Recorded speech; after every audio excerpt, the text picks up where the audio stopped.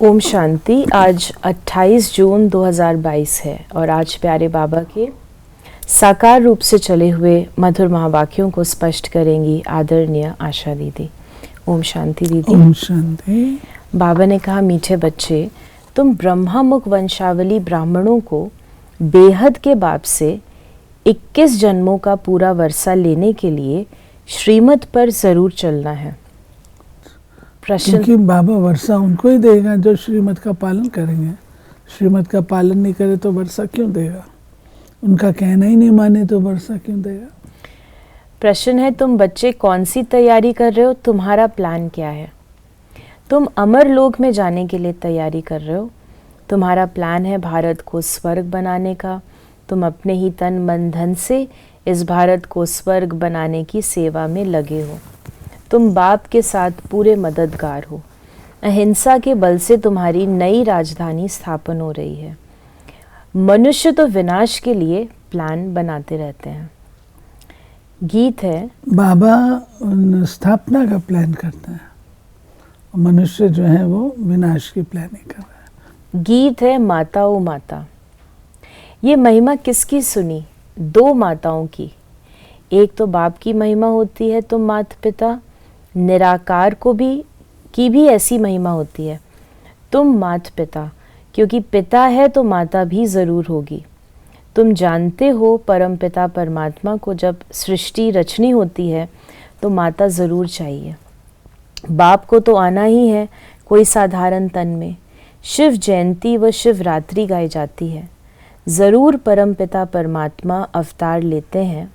किस लिए?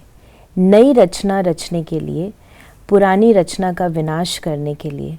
ब्रह्मा द्वारा ही रचना रचनी है। लौकिक बाप भी हद का ब्रह्मा है।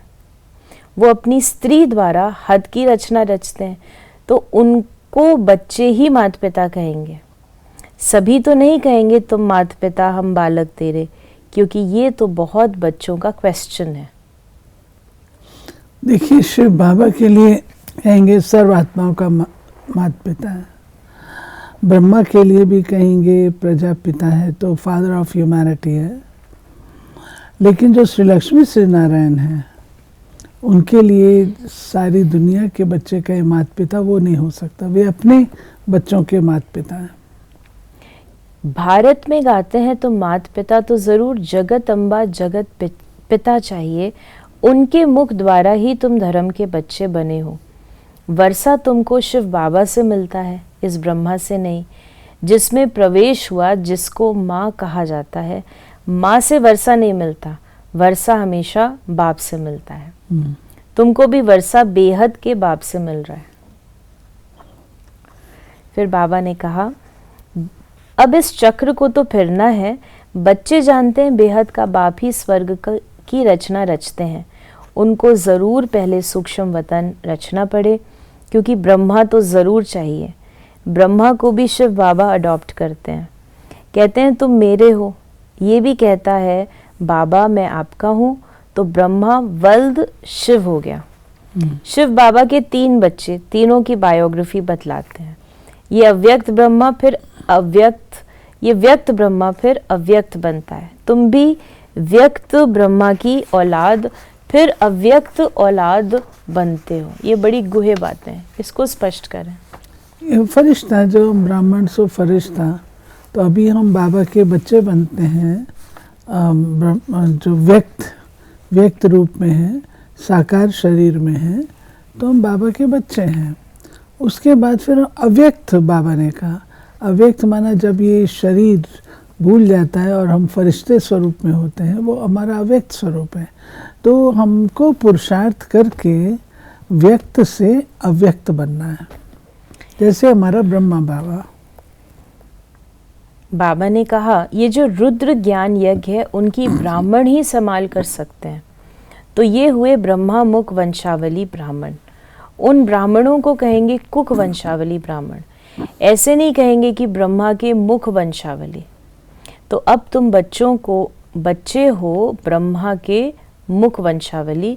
पहले जरूर ब्राह्मण चाहिए। ब्राह्मण कहाँ से कन्वर्ट किए? शूद्र वर्ण यहाँ पर है, तुम बच्चों को अब ब्राह्मण वरण में लाया। पैर से चोटी फिर चोटी ब्राह्मण, ब्राह्मण से देवता बनना है। ये वरण आदि सनातन देवी देवता धर्म वालों के लिए हैं और धर्म वालों के लिए वरण नहीं है। हाँ, ये बाबा ने बताया कि ये जो वर्णों की बात है ये देवी देवता धर्म वालों के साथ ही, क्योंकि वो मेन प्लॉट है और सारे चारों युगों से गुजरते हैं। बाकी जो धर्म वाले हैं वो बीच में आते हैं, द्वापर युग के बाद आते हैं, तो उन पर ये बात नहीं उतरती है। फिर बाबा ने कहा ब्राह्मण वरण का ये 1 जन्म या 1.5 भी हो सकता है, क्योंकि जो बच्चे संस्कार ले शरीर छोड़ जाते हैं फिर आकर ज्ञान ले सकते हैं। तो बाप समझाते हैं बच्चे अगर स्वर्ग का मालिक बनना है तो पवित्र जरूर बनना है। फिर बाबा ने कहा देखो एक आया था, भल करोड़पति था परंतु टांग बाहर नहीं चलती थी, तो दुख हुआ ना। हाँ, बाबा कहते हैं कि सुख संपत्ति में नहीं है, धन में नहीं है, जो प्राय लोग समझ लेते हैं। तो अगर धन है परंतु तन का, मन का, जन का सुख नहीं है तो वो सुख तो नहीं है। फिर बाबा ने कहा तुम बच्चे हो पांडव, जिन्हों का सहायक है गीता का भगवान। वो है निराकार, शास्त्रों में भी है रुद्र ज्ञान यज्ञ, वास्तव में है शिवरात्रि, शिव जयंती। रुद्र जयंती व रुद्र रात्रि नहीं कहते, शिवरात्रि क्यों कहते हैं? अभी बेहद की रात्रि घोर अंधियारा है ना। बाप कहते हैं मैं आता हूँ बेहद की रात के समय, अब दिन होने वाला है। मेरा जन्म प्राकृतिक मनुष्यों सदृश नहीं होता है। कृष्ण ने तो माँ के गर्भ महल से जन्म लिया। अब तुम बच्चे जानते हो उस माता पिता से स्वर्ग के सुख घनेरे मिल रहे हैं। इसमें ये विशेष बात है, बाबा ने कहा रुद्र रात्रि, रुद्र वो नहीं कहते हैं, शिवरात्रि कहते हैं, क्योंकि शिव शब्द परिचयात्मक होने कारण से वो सारी बात को स्पष्ट कर देता है। इसे रुद्र ना कह करके शिव कहा जाता है। फिर बाबा ने कहा ये भारत जो कौड़ी मिसल है फिर हीरे मिसल बनेगा। ये एक ही बाप है जो कहते हैं मैं तुमको फिर से राजयोग सिखलाने आया हूँ।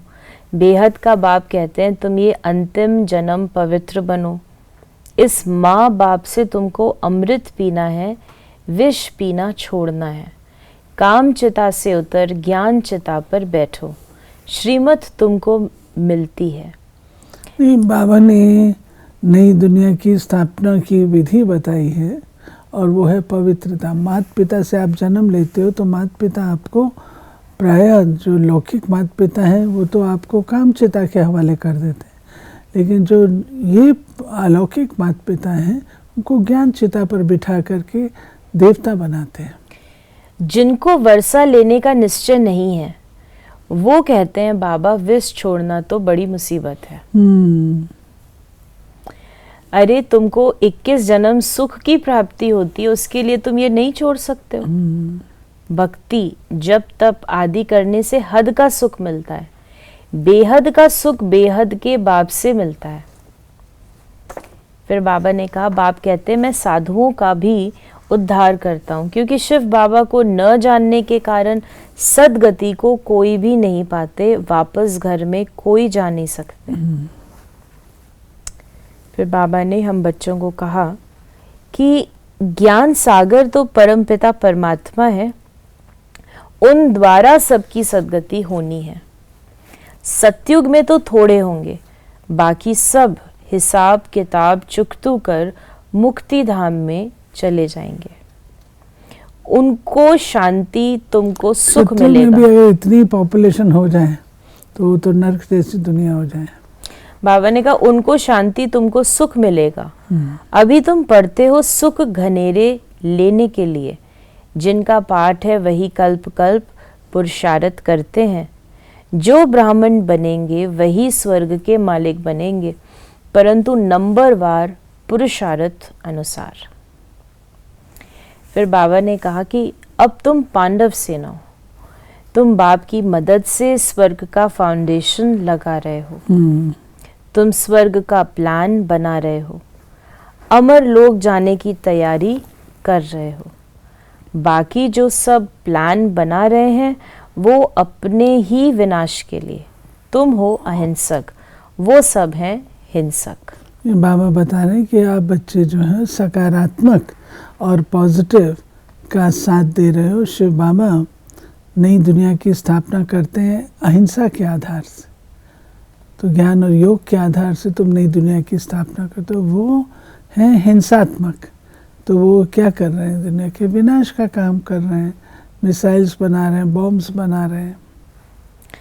हिंसक आपस में ही लड़कर खत्म होते हैं, फिर जय जयकार हो जाएगा। तुम बच्चे जानते हो ड्रामा अनुसार जो कल्प पहले आए थे वही वृद्धि को पाते रहते हैं। कोई तो बाप का बनकर फिर फारगति दे देते हैं। बाप कहते हैं अगर तुम श्रीमत पर चलेंगे तो सूर्यवंशी महाराजा महारानी बनेंगे। फिर बाबा ने कहा कि भल वो बहुत ढंग से शास्त्रों की कथाएं सुनाते हैं, सो तो सुनते आए हो। सुनते सुनते नरकवासी हो गए हो, कलाएं कमती होती गई। भल कहते हैं पति ही ईश्वर है, फिर भी गुरु करते हैं। कला कमती होती है ना। सृष्टि को तमो प्रधान बनना ही है। बाप आत्माओं से बात करते हैं। मात्र शक्ति को उभरने नहीं दिया गया, उसको वहीं का वहीं पर सीमित रख दिया गया कि पति तुम्हारा गुरु है, परमेश्वर है, सब कुछ है, तुम उसको घर में बैठ के पूछते रहो। तो वो बेचारी जो थी मातृ शक्ति, वो दब के रह गई। बाबा ने आकर के मातृ शक्ति को जगाया। तो बाबा ने कहा, बाप कहते मीठे बच्चे अब तुम्हारे 84 जन्म पूरे हुए, अब ते ही अभिमानी भव मामेकम याद करो। अच्छा, फिर बाबा ने आज हम बच्चों को वरदान दिया है, सतगुरु द्वारा प्राप्त हुए महामंत्र की चाबी से सर्व प्राप्ति संपन्न भव। सतगुरु द्वारा जन्मते ही पहला महामंत्र मिला, पवित्र बनो, योगी बनो। ये महामंत्र ही सर्व प्राप्तियों की चाबी है। अगर पवित्रता नहीं, योगी जीवन नहीं, तो अधिकारी होते हुए भी अधिकार की अनुभूति नहीं कर सकते। इसलिए ये महामंत्र सर्व खजानों के अनुभूति की चाबी है। ऐसी चाबी का महामंत्र सद्गुरु द्वारा जो श्रेष्ठ भाग्य से मिला है, उसे स्मृति में रख सर्व प्राप्तियों से संपन्न बनो। और आज का स्लोगन है, संगठन में ही स्वयं की सेफ्टी है, संगठन के महत्व को जानकर महान बनो। तो ये थे बाबा के आज के मधुर महावाक्यों का स्पष्टीकरण। यदि आपके मन में कोई भी सवाल है तो उसे मैसेज या व्हाट्सएप मैसेज करें 8826599309 पर, और हम आपके प्रश्नों का उत्तर प्रश्नोत्तरी कार्यक्रम में देने का प्रयास अवश्य करेंगे। ओम शांति।